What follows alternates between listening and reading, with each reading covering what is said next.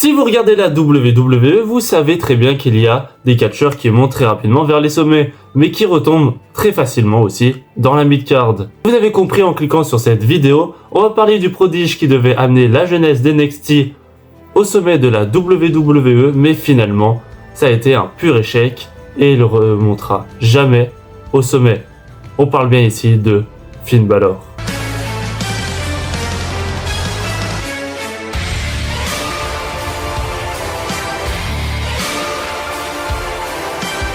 Le catcheur Finn Balor, de son vrai nom Fergal Devitt, naît le 25 juillet 1981 à Bray, dans le comté de Wicklow. Il découvre le catch en regardant la WWE en 2002 avec son grand-père. Il le regardait à la télé. Adolescent, il s'est entraîné à l'école de la NWA UK Hammerlock, une fédération irlandaise affiliée à la National Wrestling Alliance. Il fait ses tout premiers combats en 2002 et le 8 octobre 2005, il remporte son premier titre en devenant champion poids lourd du Conoweight de la NWA, qu'il va posséder jusqu'à ce même jour.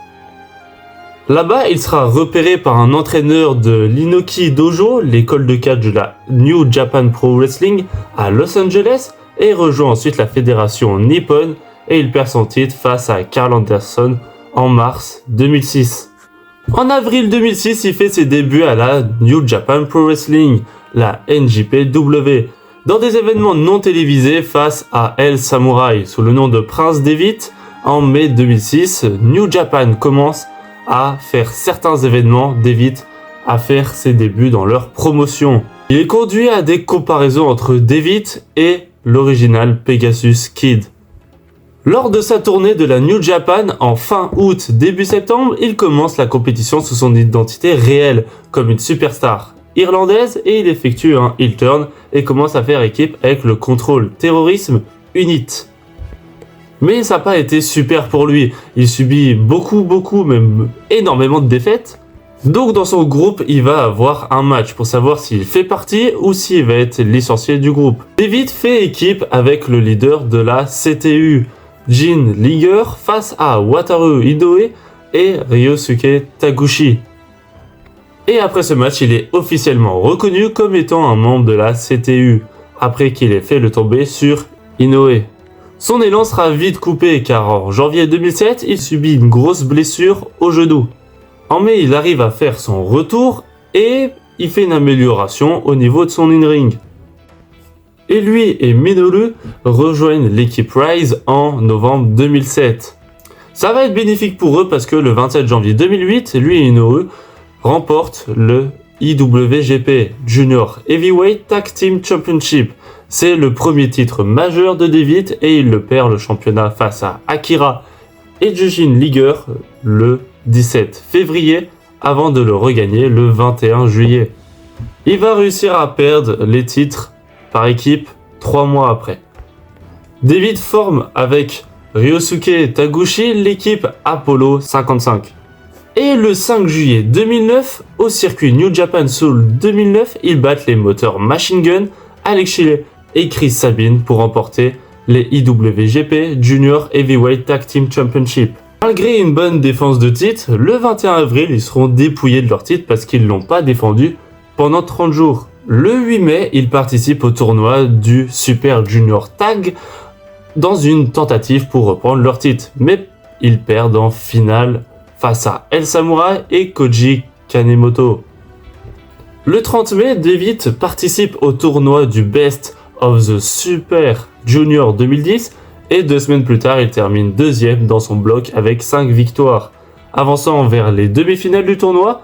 Et le 13 juin, Devitt bat Taji Ishimori dans les demi-finales et puis Kota Ibushi dans la finale pour remporter le tournoi et gagne une chance pour le titre de IWGP Junior Heavyweight Championship contre Naomichi Marufuji.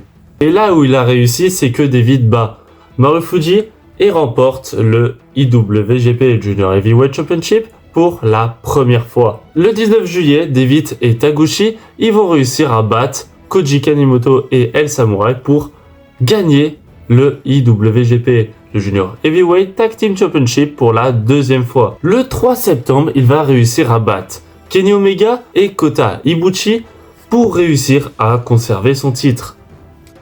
Mais ils reviennent en force, les Golden Lovers, Omega ainsi que Kota Ibushi raffrontent Devitt et Taguchi le 11 octobre à Destruction et volent leur Junior Heavyweight Tag Team Championship.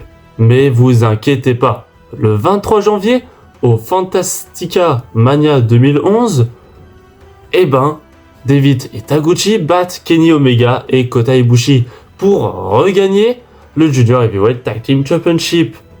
Pour la deuxième fois qu'il sera double champion. Il aura défendu très longtemps son titre parce que le 18 juin à Domination, Devitt perd son titre contre Kota Ibushi. La fin de son règne a duré 364 jours.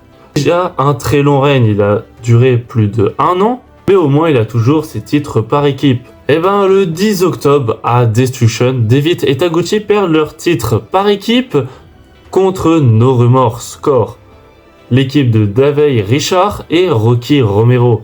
Mais il va avoir une chance inouïe, c'est que même s'il a perdu les titres tag, il va pouvoir récupérer son titre parce que Kota Ibushi s'est blessé. Étant le dernier champion à avoir le titre, c'est lui qui l'est de nouveau. En plus, le 4 janvier 2012, à Wrestle Kingdom 6 à Tokyo Dome, Devitt et Taguchi battent Richard et Romero pour gagner une nouvelle fois les Junior Heavyweight Tag Team Championship. Même s'ils perdent le 12 février à The New Beginning par ces mêmes adversaires. Il perdra du coup son titre une nouvelle fois contre Low Ki à la fin de son règne. Il aura duré au moins 227 jours. Mais en même temps, grâce à l'association avec le Mexique, le 30 mars, Devitt bat Volador Junior pour devenir le nouveau champion NWA Historic World Middleweight Championship. Et après avoir perdu son titre du coup contre Low-Ki, il va rester un bon bout de temps à la NWA. Le 28 septembre, il perdra son titre face à Rojo. Il aura duré un règne de 182 jours. Et après ça, il retourne à la New Japan Pro Wrestling en défiant le champion Low-Ki pour un match pour le titre. Et du coup, le 11 novembre, à Power Struggle, il bat Low-Ki pour remporter le IWGP pour la 3e fois. À Invasion Attack 2013, lui et Taguchi perdent contre Time Splitter pour les titres Tag Team et du coup, il va se retourner contre Taguchi mettant fin à Apollo 55. Il fera équipe avec Fail et ils battent Taguchi et Captain New Japan. Plus tard dans l'événement, ils rejoignent Karl Anderson et Tamatonga pour attaquer Hiroshi Tanahashi et le nouveau groupe est ensuite nommé le Bullet Club. Ils vont participer au Best of the Super Junior 2013 où ils vont faire carrément 8 victoires. Il défie Hiroshi Tanahashi et du coup il devient le premier lutteur à avoir le Junior Heavyweight Championship ainsi que l'Heavyweight Championship. Mais le 20 juillet, il perd contre Kazuchika Okada malgré l'ingérence du reste du Bullet Club. Mais du coup il conserve quand même son titre. Et le 1er août, il bat Okada avec l'aide de Fail dans le main event du G1 Climax 2013. Lors du Wrestle Kingdom 8, il perd son titre contre Kota Ibushi, mettant fin à son règne de 419 jours. Il a lutté tout le match avec de la peinture sur le visage et le corps qu'il a contribué à utiliser pour ses grands matchs pour le reste de son contrat à la NJPW. Il y aura un match contre Taguchi et à la fin, il parvient à le battre et après le match, les deux hommes se serrent la main et il met fin à leur rivalité ainsi que le lendemain à la New Japan, il annonce sa démission de la fédération. Car en 2014, il intègre NXT. Il signe enfin à la WWE et rejoint la branche jaune de la compagnie. Le 24 septembre, son nom de ring est révélé, Finn Balor. Son nom est inspiré de 2 personnages mythologiques, Finn McCumail, un guerrier héroïque, et celui de Balor, un géant maléfique. Le 6 octobre, à NXT, il fait ses débuts en tant que face, où il s'allie avec Hideo Itami pour attaquer The Ascension. Le 23 octobre, à NXT, il dispute son premier match aux côtés du japonais, et ensuite les 2 catcheurs battent Justin Gabriel et Tyson Kidd. Et c'est seulement à partir du 4 juillet, lors de la WWE Live from Tokyo, The Best in the East, il devient le nouveau champion de la NXT en battant Kevin Owens en remportant le titre pour la première fois de sa carrière. Il va le conserver à NXT TakeOver dans un ladder match. Et le 7 octobre, à NXT TakeOver, Respect, Samoa Joe et lui salue et remporte le Dusty Rhodes Tag Team classique en battant Baron Corbin et Rhino. Mais le 21 avril, lors du live event à Lowell, il perd face à Samoa Joe, ne conservant pas son titre et mettant fin à son règne de 292 jours.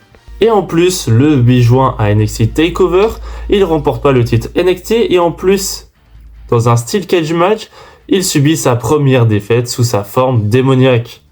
Mais c'est pas grave, parce que son ascension continue depuis le début de sa carrière. Et le 19 juillet, il est officiellement transféré à Raw. Et le 21 août à SummerSlam, il est revêtu de son Demon King. Et il devient le premier champion universel de la WWE. Devant Seth Rollins, parce qu'il devient le premier champion de l'histoire avec le titre universel. Normalement, ça devait être un moment unique. La jeunesse qui a pris place à l'ancienneté, et malgré tous les titres qu'il a obtenus durant sa carrière, et ben là, c'est qu'un plus pour lui. Pourtant, on est très loin de ça. En fait, pendant le match contre Seth Rollins, il s'est blessé, et le lendemain à Raw, blessé à l'épaule, il est contraint d'abandonner le titre universel de la WWE et doit s'absenter pendant 7 mois. Le 23 avril 2017, il fait son retour après 7 mois d'absence.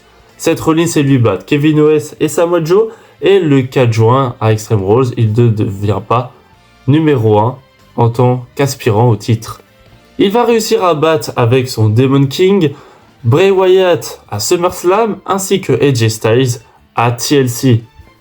Il va faire partie de la team de Survivor Series, l'équipe de Raw, et ils vont réussir à battre celle de SmackDown. C'est peut-être son moment. Le 28 janvier 2018, il participe au Royal Rumble. Il rentre en seconde position et élimine Baron Corbin, Aiden English, Rey Mysterio ainsi que Dolph Ziggler, avant d'être lui-même éliminé par John Cena. Après 59 minutes sur le ring, il est finalement éliminé. À WrestleMania 34, il est battu par Roman Reigns dans un Elimination Chamber match qui inclut également Braun Strowman, Elias, John Cena, The Miz et Seth Rollins. Mais il ne remporte pas non plus le match intercontinental battu par Seth Rollins dans un Triple Threat match. Mais il va tenter de le récupérer le 27 avril à Greatest Royal Rumble, mais il ne remporte pas une nouvelle fois. Il va essayer de se relancer le 17 juin à Money in the Bank. Il ne remporte pas non plus la mallette. Elle est gagnée par Braun Strowman et du coup, il subit encore une nouvelle fois une défaite. Et le 15 juillet à Extreme Rules, il bat Baron Corbin. Et le 19 août à SummerSlam, revêtu de son Demon King, il bat son adversaire en 5 minutes. Il fera un rapide tour le 12 janvier 2019 à NXT TakeOver pour faire une apparition pour remplacer Travis Banks. C'est le moment peut-être de se relancer une nouvelle fois. Le 27 janvier au Royal Rumble, il affronte Brock Lesnar pour le titre universel. Mais il sera battu par cet adversaire par soumission. Mais enfin, le 17 février à Elimination Chamber, il devient le nouveau champion intercontinental de la WWE en battant Lio Rush, Bobby Lashley dans un 1-on-2 handicap match. Et il remporte le titre pour la première fois de sa carrière et son second titre personnel dans le roster principal.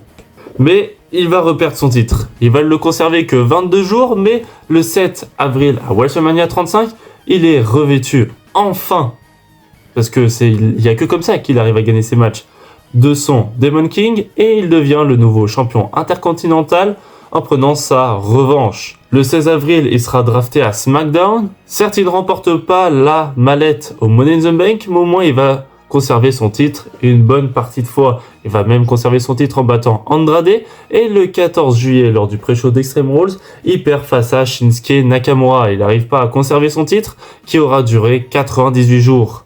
Ne savant pas quoi faire, il est dirigé de nouveau à NXT. Le 2 octobre, à NXT, il effectue son retour dans la brand jaune et confronte le champion NXT, Adam Cole.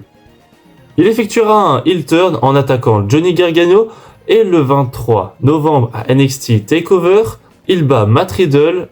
Et pour le reste du temps, il va affronter pas mal d'adversaires différents. Il va réussir à battre Dragunov, Damien Priest ou même encore Timothy Thatcher. Le 8 septembre à NXT Super Tuesday Night, il devient champion de la NXT en battant Adam Cole. Il remporte le titre pour la seconde fois, mais le 4 octobre à NXT TakeOver, il conserve pas son titre en se faisant battre par Kyle O'Reilly. Il réussira à défendre son titre le 4 octobre à NXT TakeOver et également à Vengeance Day en battant Pete Dunne. Et le 8 avril à NXT TakeOver Stand and Deliver, il perd face à Karrion Kross, qui ne conserve pas son titre et il met du coup fin à son règne de 213 jours. Et il revient du coup en force. Et à SmackDown, il débute une rivalité avec Roman Reigns pour le titre universel de la WWE. Il est dans sa forme démon, c'est le moment pour lui de gagner et mettre fin au grand règne de la Bloodline, du règne de Roman Reigns, mais il remporte pas le titre universel de la WWE dans un très bon match, est battu par Roman Reigns dans un Extreme Rules match, et il subit du coup sa deuxième défaite dans sa forme démoniaque. J'avoue qu'à ce moment-là, c'était difficile de savoir qui allait gagner entre Roman Reigns qui est l'invaincu et le démon Finn Balor qui ne perd jamais. Qui pouvait bien gagner entre les deux? Et finalement, ça a été Roman Reigns. Le 4 octobre, il sera drafté à Raw. Et le 21 octobre, il participe à Crown Jewel et il réussit jusqu'à être en finale du tournoi. Et le 21 octobre, il ne devient pas le troisième King of the Ring de la WWE. Il sera battu par Xavier Woods dans cette finale. Mais le 28 février 2022, à Raw, il devient le nouveau champion des États-Unis en battant Damien Priest et remportant le titre pour la première fois de sa carrière. Après le combat, il se fait attaquer par son adversaire qui effectue un U-turn. Et il sera battu par Austin Theory, ce qui met fin à son règne de 49 jours. Et il sera accompagné de Liv Morgan et Jay Styles pour être dans cette grosse lutte entre le Judgment Day, qui est de Edge, Damien Priest et Rhea Ripley à ce moment-là. Après le Hell in a Cell match, le lendemain, Raw, il effectue un heel turn, car il rejoint officiellement le clan de Damien Priest, Edge et Rhea Ripley. Mais par contre, ils vont tous attaquer Edge. Ils vont le mettre et exploser contre la table des commentateurs et vont créer cette nouvelle team du Judgment Day seulement sans Edge. Mais après, ils vont perdre le match contre Rey Mysterio et Dominic Mysterio à SummerSlam et le perdra une nouvelle fois face à Edge et Mysterio à Clash of the Castle le 3 septembre. Il perd une nouvelle fois au Survivor Series War Games et le 28 janvier 2023 au Royal Rumble, il entre en 20e position et il élimine Johnny Gargano, mais grâce à l'aide de Dominic Mysterio. Mais par contre, il sera éliminé par Edge. Le 18 février à Elimination Chamber, Rhea Ripley et lui perdent face à Beth Phoenix ainsi que Edge. Il pense se relancer, mais pourtant, le 2 avril à WrestleMania 39, revêtu dans son Demon King, il perd le match face à Edge dans un Hell in a Cell match sous sa forme démoniaque et c'est déjà la troisième fois qu'il perd. Il affrontera Seth Rollins dans le titre poids lourd, mais il perdra une nouvelle fois à Money in the Bank. Mais enfin, il va réussir à subir une première victoire à Payback avec Damien Priest. Il va réussir à devenir les nouveaux champions incontestés par équipe en battant Kevin Owens et Sami Zayn dans un Pursuit Steel City Street Fight match et ils remportent les titres pour la première fois de leur carrière.